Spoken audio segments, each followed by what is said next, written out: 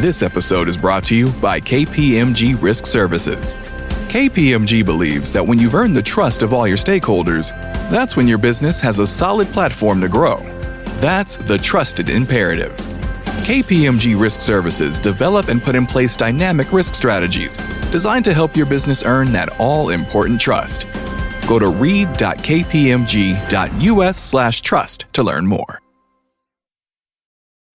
This episode is brought to you by Shell. College football is back, where the game day excitement is felt in the bottom of your soul and voiced at the top of your lungs. But wherever you share your excitement, ESPN and Shell can take your fandom further with savings up to 15 cents per gallon for fuel rewards members at Shell. Welcome home, football fans. Terms and conditions apply. See fuelrewards.com/fuelyourfandom for details. Shell is an official sponsor of ESPN College Football. ESPN, the ESPN logo, and ESPN College Football are registered trademarks of ESPN Incorporated. Did you know that indecision is costing you money? When employees get stuck in indecision loops, it can impact their work, the work of others, commitments to clients, and ultimately, your bottom line. Give your employees access to coaching when they need to stop indecision loops and keep your business moving forward. Visit grandheroninternational.ca/podcast to learn about the Grand Heron Plus program for corporations. This podcast is part of the C-Suite Radio Network, turning the volume up on business.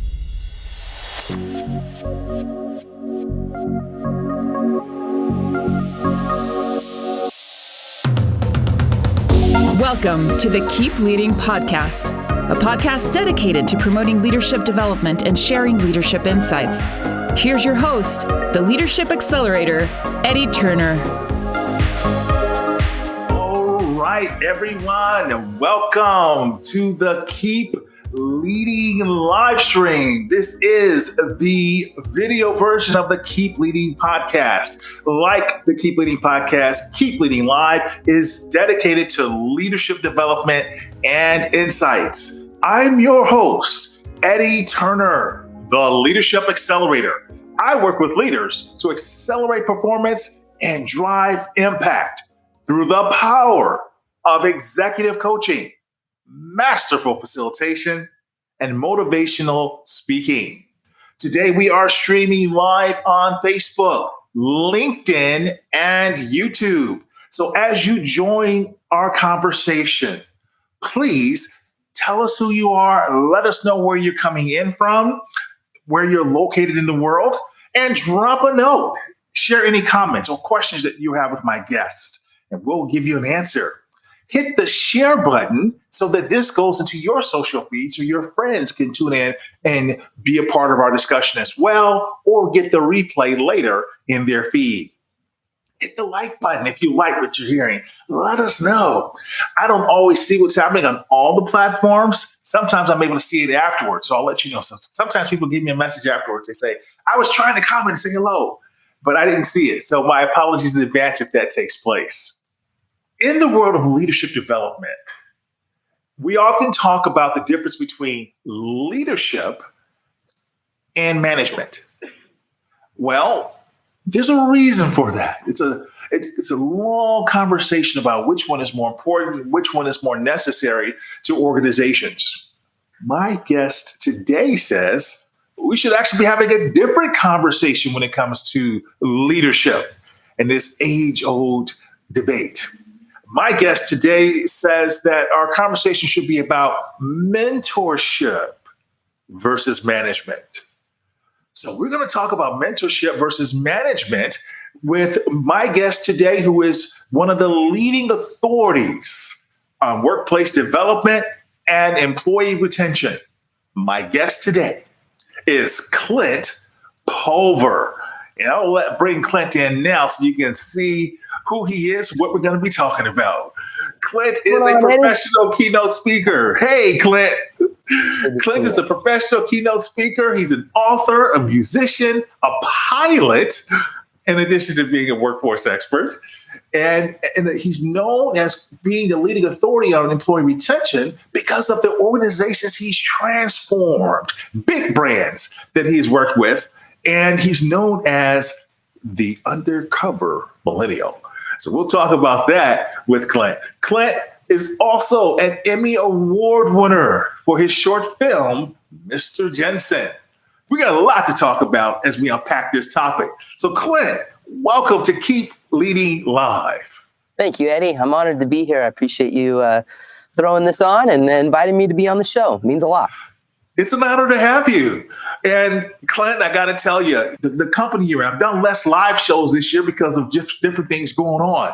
First guest I did this year was Alex Fasulo. She talked about how we can earn six figures on Fiverr because she's made over $1 million on Fiverr. The next guest I had was the amazing Dory Clark. So now you're following in two big shoes there, Clint. Very big shoes. I told you before, we're scraping the bottom of the barrel now having me on the show. Not hardly, but just great folks to talk to live. And so tell our listeners a little bit more about you and your amazing background. Yeah, so for the last 4.5 years, I have worked as the Undercover Millennial. It's kind of like Undercover Boss without the makeup.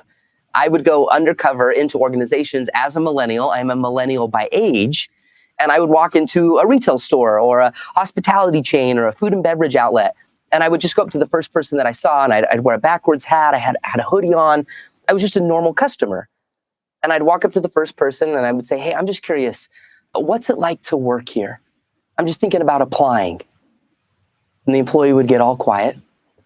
They'd look around. It felt like an illegal drug exchange. And then they would tell me everything from the good to the bad, what they loved, what they hated, if they would recommend it, if they wouldn't. And I have done that for an extensive amount of time now. We've worked with 181 organizations, and Undercover, I have interviewed over 10,000 employees. And wow. The uniqueness about it is it was real. It was authentic. It wasn't done through a survey. It wasn't, some one-on-one management meeting where they collected data on what their employees wanted from them. I created an environment simply based off of my age where employees could speak their truth. Mm-hmm. They didn't know they were speaking their truth, but that's how we got the honesty.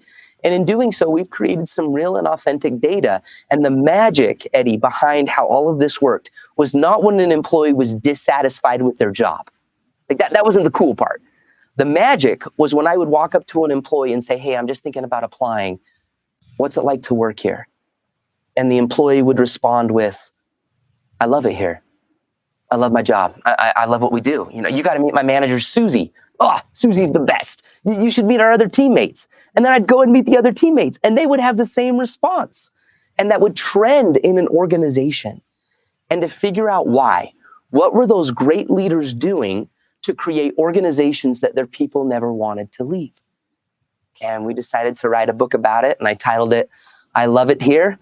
And it is based off of the research that I've conducted as the Undercover Millennial and how great leaders can replicate that and create loyalty that lasts, influence that means something, and higher retention rates. Create a workplace where people don't just survive at work, but they actually thrive. I love it here. What a great title for a book. And thanks. That's why we titled it that, because that was the number one phrase that employees would say. Now, it didn't happen as much as I wish it would have happened. But when it did happen, it was that response. I love it. That's what I was going to ask you. What was the percentage as you're working as the Undercover Millennial of people, as you said, it was almost like a drug deal, asking them, let me tell you the truth as long as somebody's looking. What was the percentage of folks who, when they gave you the unfettered truth, really did love it here versus, oh boy, let me tell you? Yeah, so out of the 10,000 employees that we have interviewed, only 30% said they loved their job. Yeah, unfortunately. So, yeah, we need more of it. It's at a place, think about it. And we're coming into a weird time, in Q3 and Q4 of 2021, where a lot of people are reconsidering their places of work. There's going to be a mass exodus. There's going to be a drove of people. It's already happening because the job that they work in now, for most companies and most jobs, it doesn't look the same as it did in 2019. Mm-hmm. And we've done research during COVID-19, and it's been really interesting to see because employees have really talked about two things as we're coming out of the pandemic. Number one, they remember how they were treated. during the chaos. And I saw some pretty horrific things that leaders did, Eddie, during a time of turmoil. I also saw some beautiful things that leaders did in a time of hardship. But nonetheless, they remember, and as we're coming out of this, they look back on the last year and a half and decide, okay, is this really where I want to be? And number two, they've all had time to think. Employees have had time to think. Does my job today look the same as it did in 2019? A lot of people are taking on twice the workload. They're getting cut on their pay. They're realizing, oh my gosh, I can live in Colorado and work in New York City and make twice as much and save twice on rent. And so the market is changing, and I'm hearing it constantly from leaders and executives, HR directors, managers. They're having a hard time hiring people. They're having a hard time finding people. They're having a hard time competing. And so now more than ever, we need good leaders to create environments where people have a lifestyle. They feel connected. They feel seen. They feel heard. They feel understood. But they also feel like somebody's with them. If we don't compete in that marketplace right now, you will find it very difficult to keep, retain, and recruit good employees. Very well said, Clint. And I have to tell you that I'm tracking with you. I was on an interview the other day, and I was talking about this very thing. And every day in the Wall Street Journal, I'm seeing articles about how difficult employers are finding it to find employees today. And people are saying, well, it's because of this reason and that reason, pointing to factors that I think may be true, but in some ways it may be artificial. I've said it boils down to one word, what you just described, values. Either they saw how the company treated them and they didn't live up to the espoused values they claimed to have held, or they reevaluated their own values. That's right. And some just decided, I really don't like working here. I've worked here all this time. It's been a job. And I don't want a job anymore. I want a career. I want to do something different that involves greater fulfillment and my family life. And so a lot more dynamics at play. But your research is rooted in finding that. So it's good to hear that coming from you. Yeah, well, thank you. One thing I have learned for sure, Eddie, in that research is that every employee is asking the question, let me know when it gets to the part about me. Yes. and sometimes employers and executives or managers, they hear that and they go, well, those entitled little shining stars in my life, right? Like, let me know when it gets to the part about me. If I hear that one more time, I'm going to hurl. But I don't think it's so much about entitlement as it is about good business. It's about bringing humanity back into the workplace. Understanding that, we can't look at the employee as, I see this mentality of they look at them like a fireplace. It's like, give me heat, then I'll give you wood. Give me the results, give me the productivity. Do your job, then we'll talk about your lifestyle. Then we'll talk about your stresses at home. Then we'll talk about, your need for more money. And I think if we flip that script and we keep making, like you mentioned, we stay true to the values, we create the deposits of trust, we create that track record where people go, I like myself best because I'm here. Yes. We have to think as employers, how do people experience you? And how do they experience themselves when they're with you? And it's a constant ebb and flow. It's a constant check of where we need to be, but it's worth thinking about because we're in a time right now where I would say a good chunk. So in my research, 60% of employees that we interviewed were already on the fence looking for another job at the time I interviewed them. That if somebody would have offered them a little more money, a little more respect, a little more appreciation, they would have bounced in a heartbeat. So if only 30% of people love it here, as the title of your book says, 60% are looking for a job. The other 10% are just saying, I'm just going to stay out of resignation. Yeah, seriously. And I it's just, again, it's worth considering. Unless you're okay with being a solo entrepreneur or you're okay with the revolving door of turnover, which is costing your company thousands of dollars. It's worth thinking about. And it's been fun to see how great leaders have done that and continue to do that very well. Excellent. Now, you offer solutions that organizations who are faced with this can implement. What's one solution those listening can start on today? I think it's being the company and being the leader that people want to connect with. When an employee hated their job, they talked about the manager. When an employee loved their job, they talked about a mentor.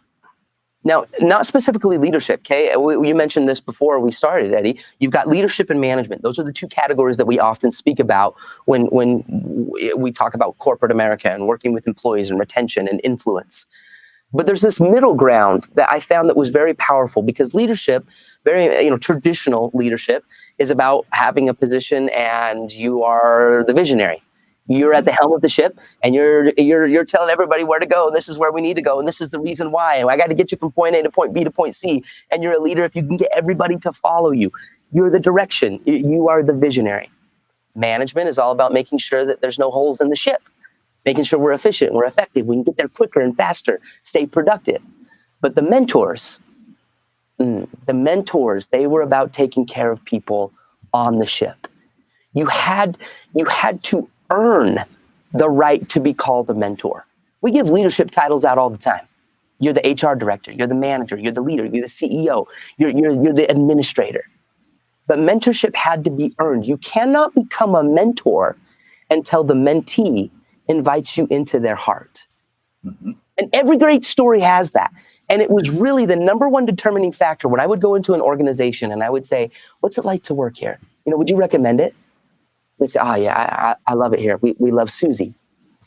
Who's Susie? I go to the next employee and they'd say, oh, Susie came from another tech company. She came over here and I followed Susie over. Why? Susie became a mentor because of five C's. And when we found a leader that had this influence, a leader that had earned the calling of mentorship, they had 5 C's. And I think it's worth thinking about right now as an employer. It's worth taking inventory. It's worth maybe asking your employees if they view their managers in this light. The first C is confidence. Confidence. I want to mentor with someone who has confidence. Confidence in themselves, but confident in their ability that they can help get me to where I want to go. Great mentors have the ability to connect people to their dreams. So you need to be confident in the ability to do that. The second factor, the second C, is credibility. What's your background? What's your history? What's your resume? Okay, you might be the sales manager of the car dealership, but have you ever sold a car before? I want to know your history. Credibility matters. The third C was competence.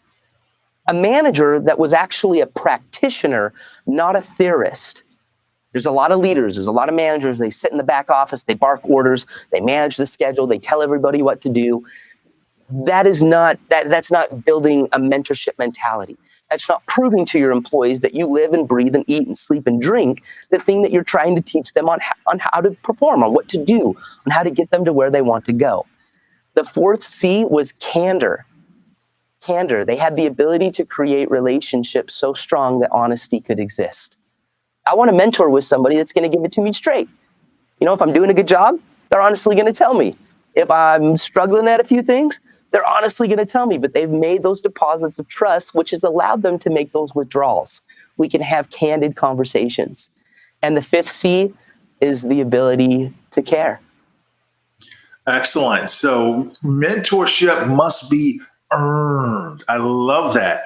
Absolutely. And you have given us 5 C's that are the way a mentor can earn that. Give us those, just summarize them by name one more time.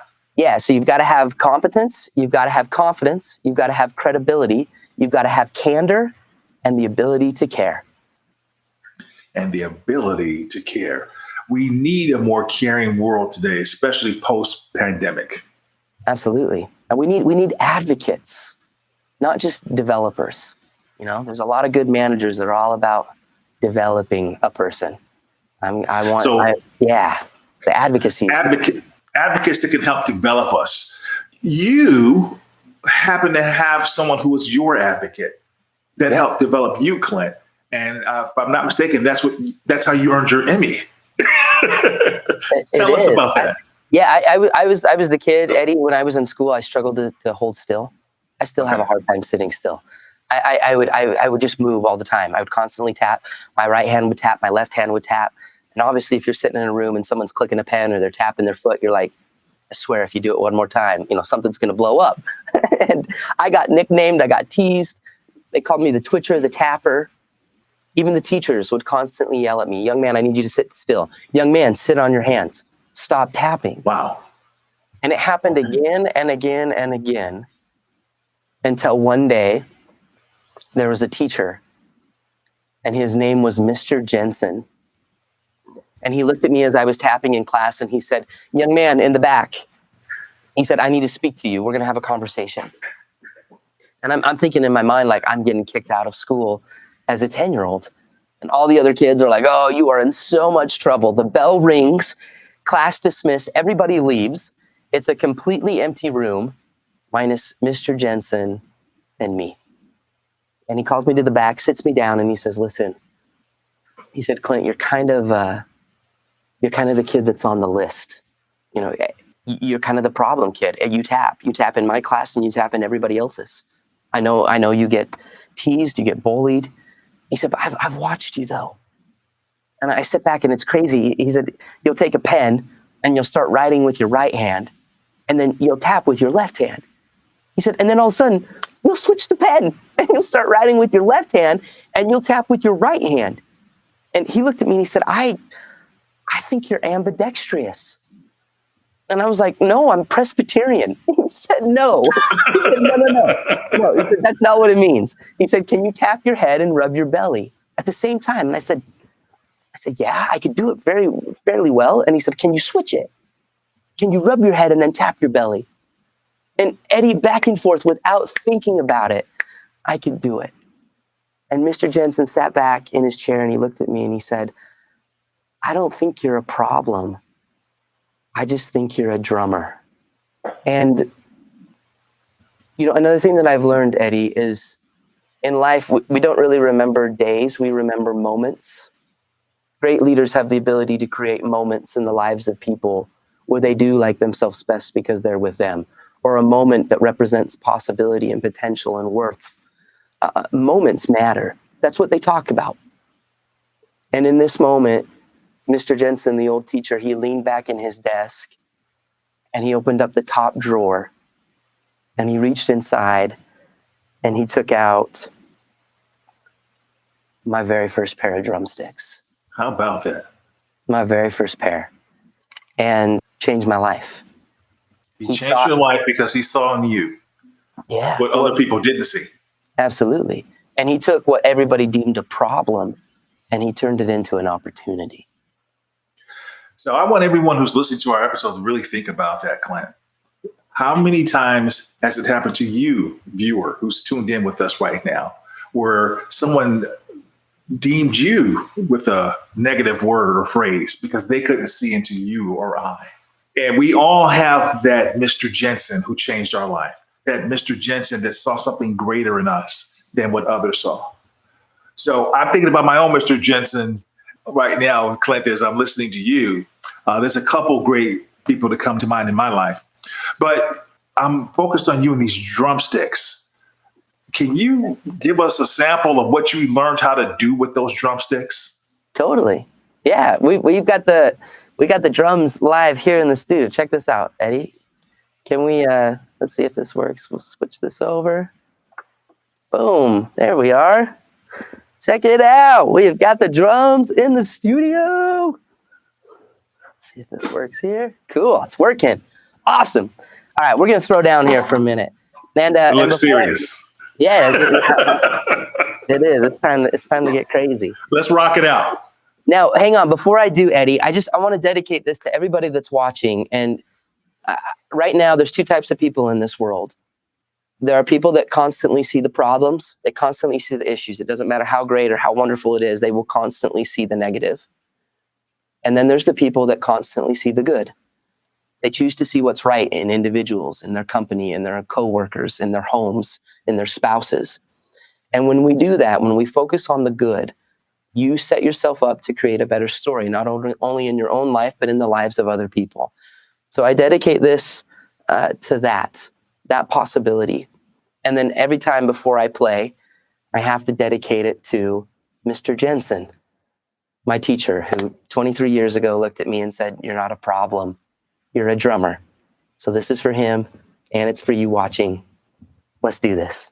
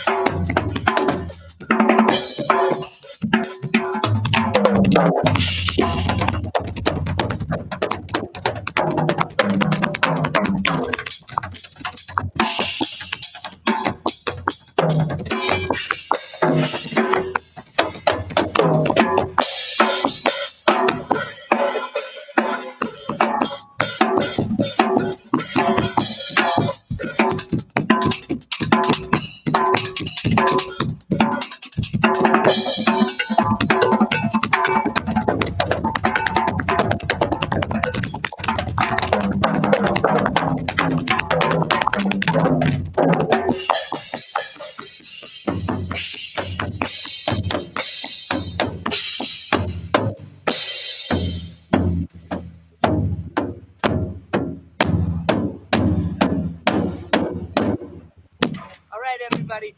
Clap your hands. Here we go.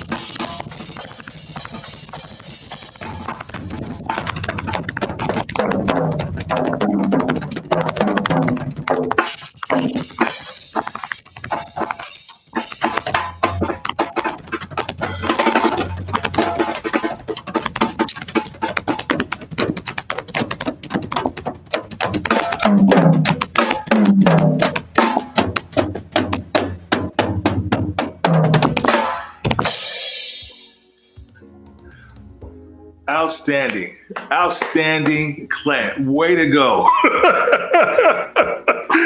Thank you for showing us what having an advocate and a mentor did for you, Mr. Jensen, being able to help you. And so as we translate that back, we'll have more right after this. This episode is brought to you by Braze. If you've ever felt compelled to design by a message from Canva, had your spirits lifted with a reward from Wine.com, or discovered new sounds from a SoundCloud alert, then you've experienced the power of Braze. Leading brands use Braze to engage with over 3.3 billion active global users each month. Stop marketing and start connecting with Braze. Learn more at Braze.com. That's BRAZE.com. This episode is brought to you by HP Plus. In a world full of smart devices, shouldn't your printer be smart too? It is with HP Plus. These printers know when they're running low, so you always get the ink you need delivered right when you need it. Plus, you save up to 50% on ink, so you can print whatever you want, as much as you want, anytime you want. Huh, that is pretty smart. Get 6 free months of instant ink when you choose HP Plus. Conditions apply. Visit hp.com/smart for details. This podcast is sponsored by Eddie Turner, LLC. Organizations who need to accelerate the development of their leaders call Eddie Turner the Leadership Accelerator. Eddie works with leaders to accelerate performance and drive impact. Call Eddie Turner to help your leaders one-on-one as their coach, or to inspire them as a group through the power of facilitation or a keynote address.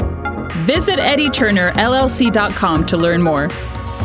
This is Melody Wilding, author of Trust Yourself, and you're listening to the Keep Leading podcast with Eddie Turner.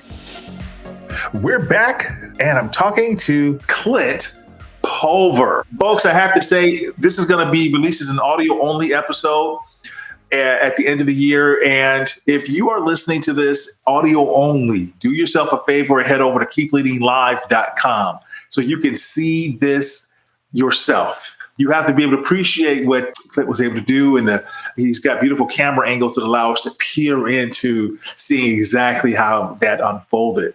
So yes, it really takes it and brings it to life, the concept of having an effective mentor and how they help us to see beyond ourselves. Totally. He changed my life. Whew, I'm out of shape. I don't know about you. I'm not calling this the pandemic. This has been the poundemic for me. Holy moly. Oh man, we won't talk about that. Oh, I got a story on that. It's real, right? It is real. Yes, it's going to take me another year to recover. Yeah. But again, all because just somebody believed in me, right? Somebody created a moment. Someone advocated for me, and it changed everything. My life has been a completely different and better story because somebody just chose to see the opportunity. And I owe him a lot. And has Mr. Jensen been able to, or other faculty from that time period of your life, been able to see what you've become as a result? Absolutely. So Mr. Jensen is still a major, major part of my life. He's still alive. Call him Larry. Let's see if I can pull this up real quick. This will be fun. There he is. There's a picture of me and Mr. Jensen. Oh, that's wonderful. And I asked him 4 years ago. I said, Larry, why me? Why was I the kid that got the drumsticks? And he simply said, he said, I'll tell you why. He said, I chose one kid every term, every semester. He said, I learned early on as an educator that I couldn't save every kid, but I could save one. And you were the one. And he said, every morning I woke up, I wiggled my toes. I knew I was alive as a teacher, and I went to work for one kid. And some people are like, well, what is this? The starfish story? Yeah, kind of. It kind of is. And I think that's how we create the greatest amount of influence. It's individual. It's one-to-one. It's creating those little moments. It's those small little efforts, Mother Teresa said it might just seem like a drop in the bucket, but at least it's a drop in the bucket. And it is, little by little. And it ripples. A little becomes a lot. Yeah. Yes. Excellent.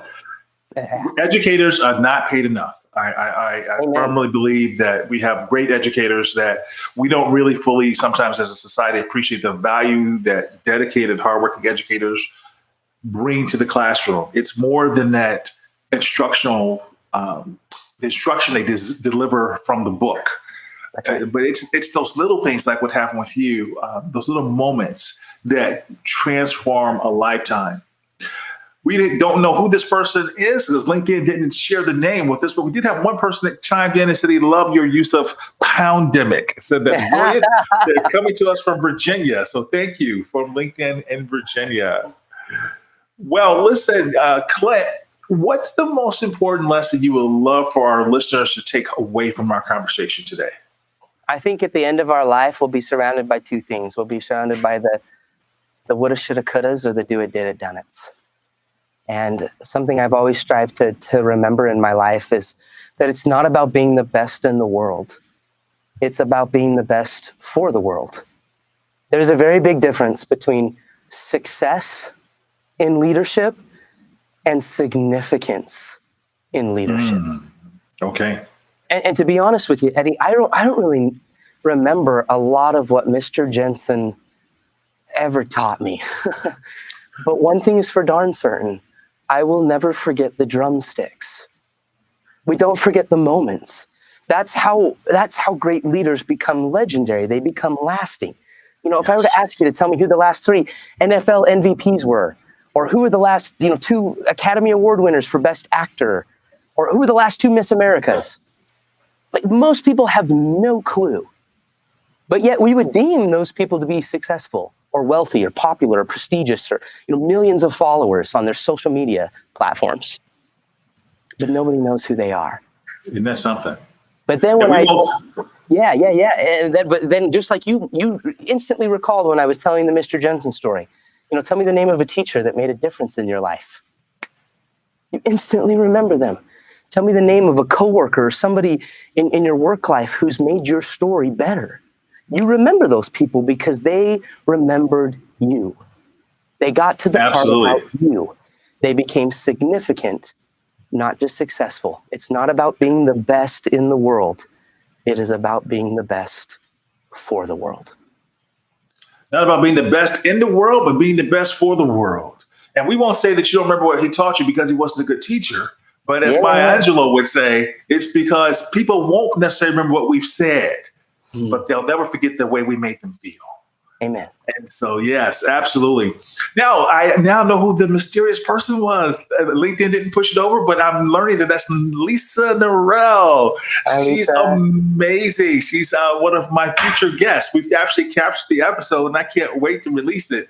I haven't gotten it back from the engineering team yet, but she's amazing. She's one of Marshall Goldsmith's 100 coaches. And so, Lisa, thank you for chiming in on our discussion. And we can't wait to have you as well. So good. Clint, you've given us a lot to think about. You've given us the 5 C's. We now know about your book. I love it here to go pick that up. But tell us, where can we learn more about you and be able to follow you? Yeah, connect with me on Instagram. I love Instagram. It's a great platform. My website is another great place, clintpulver.com.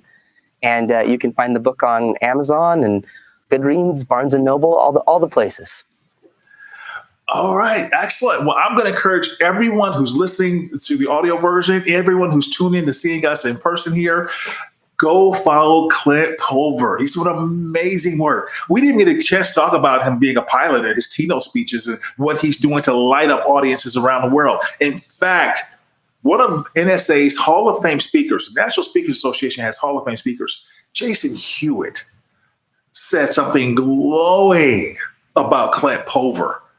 And if Jason Hewlett speaks glowingly about him as a keynote speaker in front of thousands of people, that means he's the real deal for sure. So follow him, book him for your organization, pick up his book. And Clint, I just want to thank you for being here and explaining the difference between mentorship and management, the impact it has, so that we all can keep leading. Thank you, Eddie. That concludes this episode, everyone. This is Eddie Turner, the Leadership Accelerator, reminding you that leadership is not about our title or our position. Leadership is action. Leadership is an activity. It's not the case of once you're a leader, you're always a leader. It's not a garment that we put on and take off.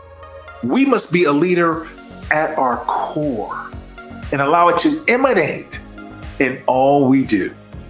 So whatever you're doing, always keep leading. Thank you for listening to your host, Eddie Turner, on the Keep Leading podcast. Please remember to subscribe to the Keep Leading podcast on iTunes or wherever you listen. For more information about Eddie Turner's work, please visit eddieturnerllc.com. Thank you for listening to C-Suite Radio, turning the volume up on business. This podcast is a part of the C-Suite Radio Network.